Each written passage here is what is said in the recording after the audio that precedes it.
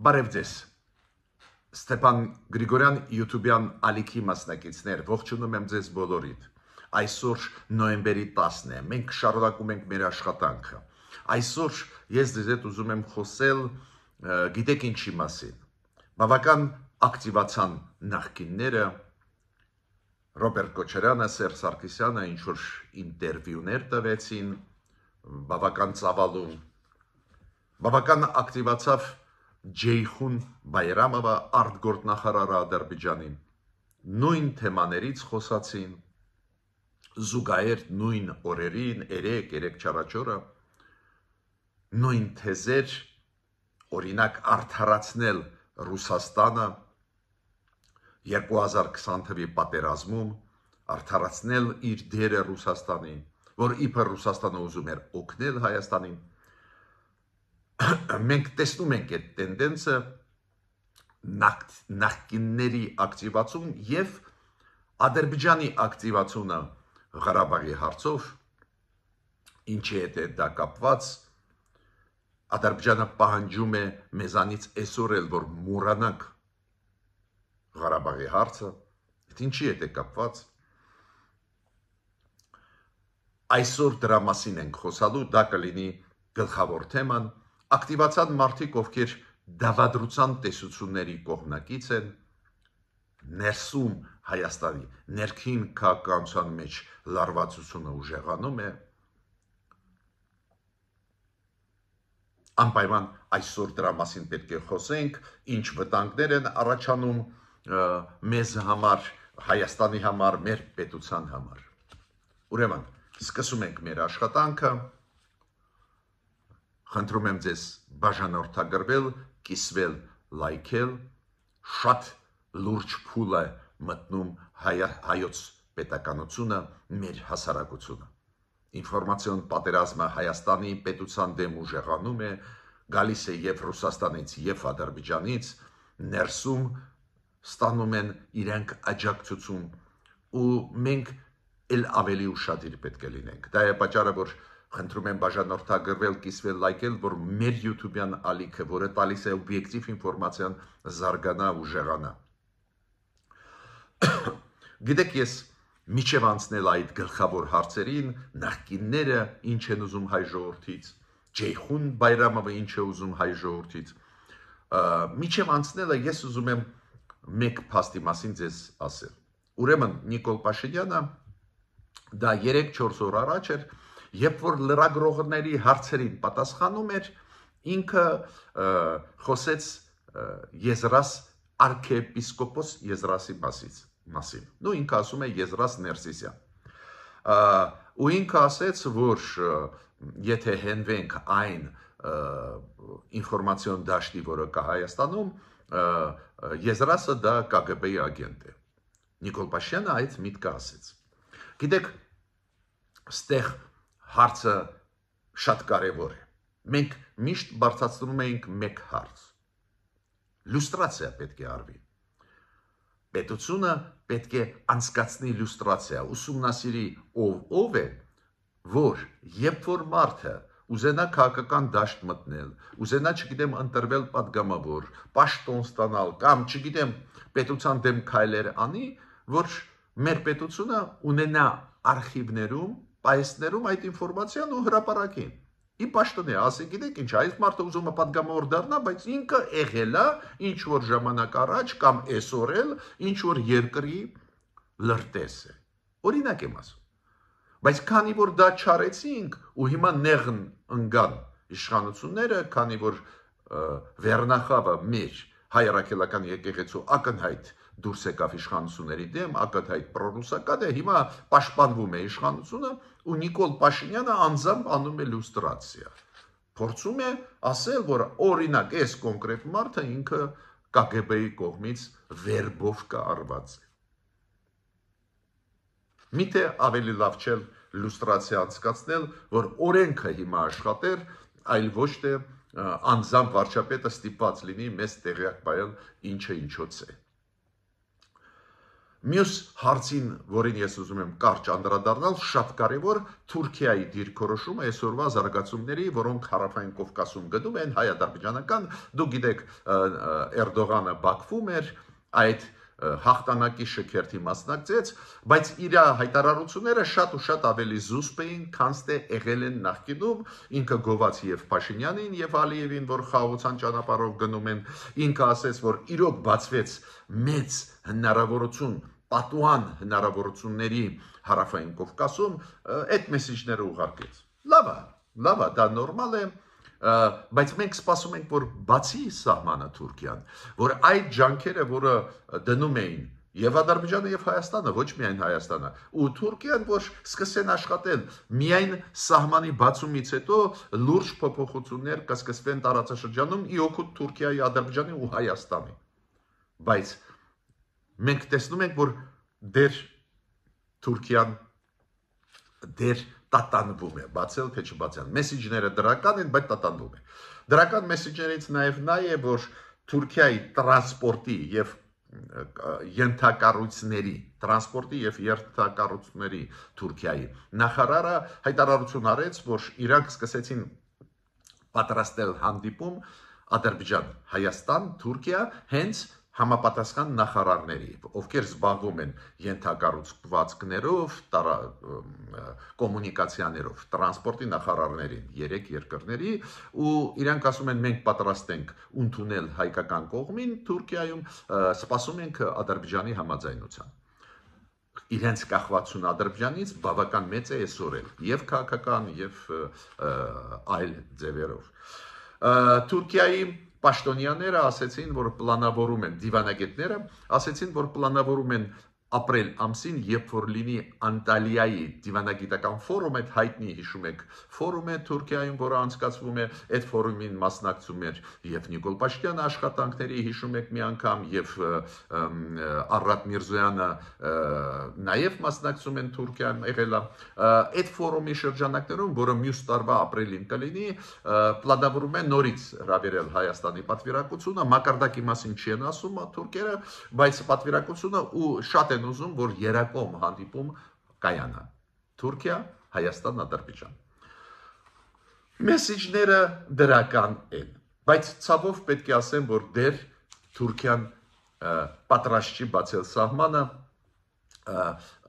շատ է լսում Ադրբեջանին։ Իզուր, այդ պահը կարող է կորցնել Թուրքիան։ Թուրքիան, եթե բացի սահմանը Հայաստանի հետ, ակնհայտ է Հայաստանը շահած դուրս կգա, բայց ինձ հավատացեք, Թուրքիան էլ ավելի շահած դուրս կգա, ոչ պակաս գոնե։ Ու ինչի չեն անում, դա Ադրբեջանի խաղերն են, իմ կարծիքով Ադրբեջանը, որը Վաշինգտոնում լրջագույն պարտավորություններ իր վրա ստանձնեց, ստորագրեց փաստաթղթերը, այնուամենայնիվ հիմա խաղերի մեջ է Ռուսաստանի հետ, ուզում է նորից բերել Ռուսաստանը խաղի մեջ, նորից մեզ թուլացնել։ Որտեղից ես դա տեսնում եմ։ Ես դա տեսնում եմ այն հայտարարություններից, որը արեց Ջեյխուն Բայրամովը, արտգործնախարար Ադրբեջանի վերջի 2-3 օրվա ընթացքում։ Ոչ միայն ես տեսնում եմ նրանից, որ Ալիևը հանդիպեց հոկտեմբերին Պուտինի հետ ու մի փոքր հետ կանգնեց Թրամփ ուղու ծրագրից, կասկած ես չունեմ, որ հետ կվերադառնա, քանի որ ամերիկացիների ազդեցությունը աշխարհով մեկ ուժեղ են, չի համարձակվի դեմ դուրս գալ, բայց խաղ տալիս է այն ժամանակվանից սկսվեց բայց Ջեյխուն Բայրամովը ուղղակիորեն այս վերջի 2-3 օրը շատ է խոսացել Ղարաբաղի հարցից, ինչը զարմանալի է։ Ուղիղ հակառակը, Ադրբեջանը անընդհատ պահանջում է Հայաստանից, որ Ղարաբաղի հարցը փակվի, որ Ղարաբաղից չխոսան, հայերի, ովքեր իրավունք ունեն վերադառնալ չխոսան, Մինսկի խումբը որ փակվի, ու սկսվեց այդ process-ը։ Հենց ցանկացած հետք կապված Ղարաբաղի հետ իրանք ուզում են փակել։ Այդ ոնց ստացվեց, որ Ջեյխուն Բայրամովը այդ ինչքան գլխանի է թռնել Ալիևից, որ այս 3 օրը միայն Ղարաբաղից է խոսում։ 2020 թվի ինչ առաջարկ արեց Լավրովը, ինչ պնդեց Ադրբեջանը 2020 թվի պատերազմից անմիջապես հետո Ջեյխուն Բայրամովը հեքիաթ մեզ պատմում է, որ իբր Լավրովի պլանը լավն էր հայերի համար, իրանք դեմ էին, բոլորս հիշում ենք։ Լավրովի պլանը որն էր ամեն ինչ տալ Ադրբեջանին, ոչինչ Հայաստանին 7 շրջան ամբողջ Լեռնային Ղարաբաղը վերահսկողության տամ Հայաստանին ոչինչ ու Հայաստանին ասել Հայաստան ասա շնորհակալություն դրա համար էս էր Լավրովի պլանը հիմա Ջեյխուն Բայրամը ասում է չէ Լավրովի պլանը պրոհայկական էր մենք էլ պայքարում ենք փորձ է արվում Ռուսաստանին հետ բերել տարածաշրջան փորձ է արվում մեր հասարակությունը խաբել եթե ադրբեջանցիք ասում են ուրեմն Լավրովը մեզ պաշտպանում էր չէ մենք պետք է այդպես մտածենք բայց փորձ է արվում ուղղակի մեզ ապակող որոշել Հիմա նայենք ինչ է ասում Ռոբերտ Քոչարյանը։ Նու Սերժ Սարգսյանի ինտերվյուի մասին չեմ էլ ուզում խոսալ, բայց Ռոբերտ Քոչարյանը ուղարկեց կարևոր մեսեջներ։ Նաև այդ թվում մեսեջներ, որտեղ որ ինքը ակնհայտ արդարացնում է Ռուսաստանին ու մեղավոր է դարձնում գործող իշխանությունները Հայաստանի։ Ես չեմ համարում պատահական, որ այդպես զուգահեռ process-ը գնում է։ Ադրբեջանը ասում է Ռուսաստանի դերը պրոհայկական էր, մեր նախկինները դա ասում են։ Օրինակ, ինչ է ասում Ռոբերտ Քոչարյանը։ Ասում է Ռուսաստանը ուզում էր օգնել, Նիկոլ Փաշինյանը այդ օգնությունը չընդունեց։ Զարմանալի բան է։ Ես հիշում եմ այն հանդիպումները, որը մենք ունեցել ենք իշխանությունների հետ, հենց այդ օրերին 2022 թվին Նույնիսկ 2022 թվին, այ հիշում եք 2021 թվին երկու անգամ, որ ադրբեջանցիք մտան մեր տարածք, ներքին հանդում, այլ տեղերում, ու բավական խորացել էին, մի տեղ 500 մետր, մյուս տեղ 2 կիլոմետր, նույնիսկ այն ժամանակ Նիկոլ Փաշինյանը սպասում էր աջակցությունը Ռուսաստանի, ոչ ոքի հետ ոչ մի բան չէր կապում։ Միայն 2022 թվին, երբ որ Ադրբեջանի զորքերը հասան Ջերմուկ, Նիկոլ Փաշինյանը սկսեց բանակցություններ եվրոպացիների հետ, հետո եղավ, հիշում եք, Պրագայի գագաթնաժողով, Էմանուել Մակրոն, Շարլ Միշել, Իլհամ Ալիևի հետ հանդիպացրեցին Փաշինյանին ու մի քիչ հանդարտվեց իրավիճակը, հետո եկան դիտորդները Եվրոմիության փրկեցին ուղղակի մեզ ու մեր սահմանը պահում են մինչև այսօր, բայց միջ այդ Նիկոլ Փաշինյանը ու մենք զրուցել ենք, քննարկել ենք տարբեր պաշտոնյաների հետ, Նիկոլ Փաշինյանը իրոք կապում էին անվտանգությունը Ռուսաստանի հետ, ոչ մի խաղ չէին տալիս, ուղիղ հակառակը սպասում էին Ռուսաստանից։ Մյուսը Ռոբերտ Քոչարյանը նորից գովում էր նոյեմբերի 9-ի փաստաթուղթը եւ 9-րդ կետը։ Նորից փորձում էր արդարացնել, այ եթե մենք կատարեինք նոյեմբերի 9-ի փաստաթուղթը 9-րդ կետներ անեինք ոնց ուզում է Ռուսաստանը, որ Ռուսաստանը ինչքան հասկանում եմ այդ կետով պետք է վերահսկեին Սյունիքի ճանապարհը, այդ դեպքում մենք Արցախը չենք կորցնի։ Գլխավոր միտքը իմ ասածը նա է, նորից փորձ է արվում արդարացնել Ռուսաստանը նոյեմբերի 9-ի փաստաթուղթը։ Նոյեմբերի 9-ի փաստաթուղթը, ես իմ կարծիքը չեմ փոխել, դա փաստաթուղթ է, որի համաձայն Հայաստանը պետք է կորցներ իր սուվերենությունը Սյունիքի վրա։ Ավելի ճիշտ Սյունիքի հարավի վրա, այդ հնարավոր բացվող ճանապարհների վրա։ Ու ճիշտ արեց գործող իշխանությունները, ճիշտ արեցին, որ նոյեմբերի 9-ի փաստաթուղթի 9-րդ կետը չեն կատարում, քանի որ Ռուսաստանը իր ուզածով է մեկնաբանում։ Ռոբերտ Քոչարյանը ասում է, ինչով է տարբերվում Վաշինգտոնյան փաստաթղթից։ Օրինակ, նրանով է տարբերվում, որ նոյեմբերի 9-ի փաստաթղթով ռուս սահմանապահները պետք է վերահսկեին, ու գոնե Ռուսաստանը այդպես էր մեկնաբանում, Վաշինգտոնյան փաստաթղթով հռչակագրում հստակ գրված է, այո, ճանապարհը Նախիջևան, Ադրբեջան, Հայաստանով կբացվի, Հայաստանը տալիս է ճանապարհը, բայց Հայաստանն էլ կստանա իր մասնաբաժինը այս process-ից։ Կոպիտ ասած, ապա շրջափակում կլինի, որ այդ շատ կարևոր կետ է, դա 5-րդ կետն է այդ հռչակագրի։ 7 կետանոց հռչակագիրը Վաշինգտոնյան, 5-րդ կետը հենց նրան է նվիրված։ Տարբերությունը ակնհայտ է։ պնդումը, որ Լաչինի միջանցքը փակվեց, քանի որ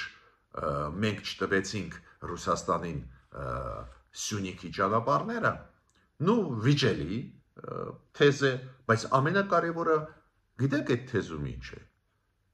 փորձ է արվում արդարացնել ռուս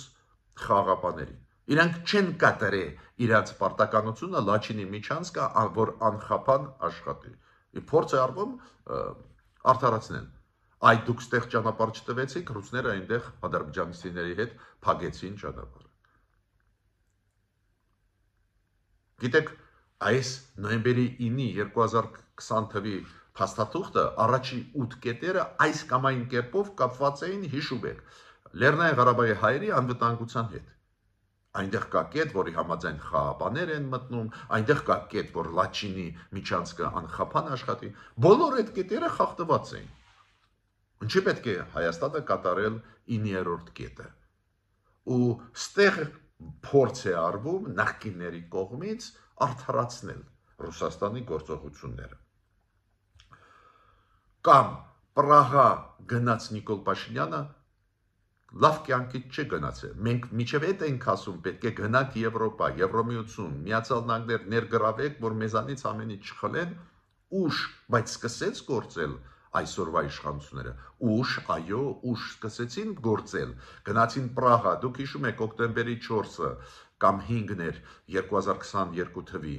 այդ հերթական հարձակումից, Ադրբեջանի հարձակումից հետո գնացին Պրահա, այնտեղ Ալիևին բերման ենթարկեց Էմանուել Մակրոնը եւ Շարլ Միշելը։ Ալիևը Նիկոլ Փաշինյանի հետ պայմանավորվեցին։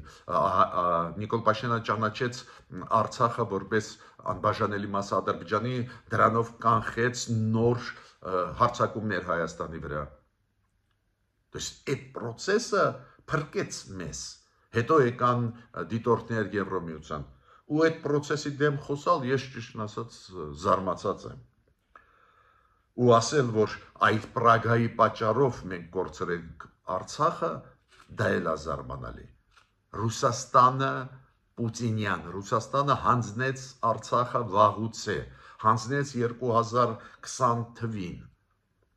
Երբ որ հիշում եք նոյեմբերի 9-ի փաստաթուղթից հետո, անմիջապես հետո Պուտինը մի ամսում 2 անգամ ասեց, որ Լեռնային Ղարաբաղը անբաժանելի մասն է Ադրբեջանի։ Դրանով ամեն ինչ լուծեց։ Դրանով ինքը ասեց, որ Մինսկի խումբը չկա։ Ու հիմա գցել Հայաստանի իշխանությունների վրա շատ զարմացած եմ։ Ավելին, երբ որ ադրբեջանցիք 2023 թվին սկսեցին հանել, ես մեղմ եմ ձևակերպում, սկսեցին բռնի հանել Արցախի հայերին, ռուս խաղաղապահները ոչ մի բանով չաջակցեցին, չկատարեցին իրանց պարտավորությունները։ Ուրեմն, ինչ եմ ուզում ասել, այս փորձը, ակտիվ փորձը, նորից վերադառնալ Ղարաբաղի հարցին եւ Բաքվի կողմից, Ջեյխուն Բայրամովի կողմից արտգործնախարարի եւ մեր նախկինների զուգահեռ շատ հետաքրքիր փաստ է։ Ես պետք է ասեմ, որ կարելի է շատ խորանալ այս թեմայի մեջ, օրինակ Ռոբերտ Քոչարյանն ասեց, որ Ղարաբաղում էր գտնվում, Ղարաբաղում ուզում են խորհուրդներ տալ Արայիկ Արությունյանին, Արայիկ Արությունյանը վախեցավ իր հետ հանդիպել, վախեցավ արձագանքից Նիկոլ Փաշինյանի, ու ինքը ասեց, եթե հետո վերադարձա, բայց ես պետք է ասեմ, որ նույն Բակո Սահակյանը, նույն Արկադի Ղուկասյանը չվերադարձան, չէ, Հայաստան, միջև վերջ այնտեղ մնացին, ուրեմն հարցեր կան, ինչի դուք չմնացինք միջև վերջ։ Հասկանում եք, 1000 մի հարց բարձրացնում է այս ձևի ինտերվյուն։ Ռոբերտ Քոչարյանը նաև ասեց, որ այս խաղաղության պայմանագիրը, որը կա Հայաստան-Ադրբեջան, հիշեցնեմ, որ Վաշինգտոնում նախաստորագրվեց այդ փաստաթուղթը, մենք դա վեղճուղողջնում ենք, բայց Ռոբերտ Քոչարյանը ասում է, գիտեք ինչա, երաշխավորները այս փաստաթղթի պետք է լինեն Ռուսաստանը, Միացյալ Նահանգները, Չինաստանը։ Ռեալ երաշխավորը եկեք անկեղծ խոսենք, դա Միացյալ Նահանգներն են, քանի որ Վաշինգտոնում նախաստորագրվեց փաստաթուղթը։ Օֆիցիալ ասում են վկայի կարգավիճակում էր, բայց բոլորս հասկանում են երաշխավորը այդ process-ի հիմա Միացյալ Նահանգներն են։ Ինչի եք բերում ստեղ նորից Ռուսաստան կամ խառնում եք Չինաստանը այդ գործերի մեջ, չեմ հասկանում։ Ինչի եք ուզում Ռուսաստանը հետ բերել։ Ռուսաստանը հանձնեց Լեռնային Ղարաբաղը։ Մեծ գաղտնիք չի, բոլորը գիտեն, այդքան դա ֆիքսված է միջազգային հանրության մեջ, որ ում հետ հանդիպում ես, մեզ ասում են նույնիսկ պրոադրբեջանական, նույնիսկ պրոհայկական, եվրոպացիք, ամերիկացիք նշանակություն չունի։ Բոլորը ասում են, այո, դե մենք հասկանում ենք, Ռուսաստանը հանձնեց Ղարաբաղը, քանի որ Ռուսաստանը հրաժարվեց կատարել իր ռազմավարական պարտների պարտականությունը, Հայաստանի ռազմավարական պարտների ու անտեր թողեց Հայաստանը։ Ինչի եք բերում հետ։ Այո, մենք էլ կարող ենք այսօր շատ ու շատ քննադատական խոսքեր ասել իշխանությունների նկատմամբ, ինչի էս չարեցինք, ինչի այդ չարեցինք, առանձին դեպքերում քննադատում ենք, առանձին դեպքերում առաջարկություններ ենք անում, բայց այս process-ը շատ մտահոգիչ process է։ Նորից նախկինները Հայաստանի ներսում, Ադրբեջանը, նորից Ղարաբաղի թեման բերում են օրակարգ։ Մինչդեռ այսօր խաղաղության օրակարգը պետք է իշխի։ Մեզ Հայաստանին պետք չի նորից վերադառնալ պատմական էջերին, նորից վերադառնալ այս վերքերը բացել Ղարաբաղի հետ կապված։ Ով ուրախ է այդ զարգացումներից, որոնք եղել են, ով ուրախ է այդ լրջագույն կորուստներից, բայց հիմա հարցը փրկելն է Հայաստանը։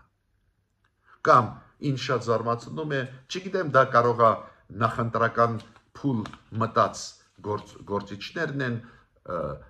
մյուս տարի հունիսին կլինեն ազգային ժողովի ընտրություններ, միգուցե շատ ու շատ խաղացողներ մտնում են քաղաքական դաշտ ընտրվելու համար ու ինչ որ բաներ խոսում, ասում են, օրինակ դավադրության տեսություններ շատ են հիմա տարածվում, ցանկացած արածը իշխանությունների, նույնիսկ փայլուն արածը, ճիշտ արածը սկսում են տարբեր ձևերով դավադրության տեսության տեսանկյունից մեկնաբանել, ծանր է վիճակը, օրինակ ես լսեցի, դուք գիտեք Նիկոլ Փաշինյանը ասեց, որ Արցախը մենք պետք է վերադարձնենք ու այն օկուպացված տարածքները Ադրբեջանի կողմից, ես համարում եմ դա շատ կարևոր հայտարարություն, հենց այն ժամանակ դա 2 օր առաջ, երբ որ ադրբեջանցիք սկսեցին իրանց քայլերում մի քիչ տատանվել, Ռուսաստանը հետ բերել, նույն պահին Նիկոլ Փաշինյանը հիշեցրեց, որ Ադրբեջանը պետք է Արցախը վերադարձնի մեր անկլավը, որը հիմա դեր վերահսկում է Ադրբեջանը, եւ այն 200 քառակուսի կիլոմետրը, որը Ադրբեջանը 2022 թվականի սեպտեմբերի ագրեսիայի ժամանակ վերահսկողության տակ վերցրեց։ Իմ կարծիքով շատ լավ մեսեջ է, բայց ես նաեւ լսում եմ,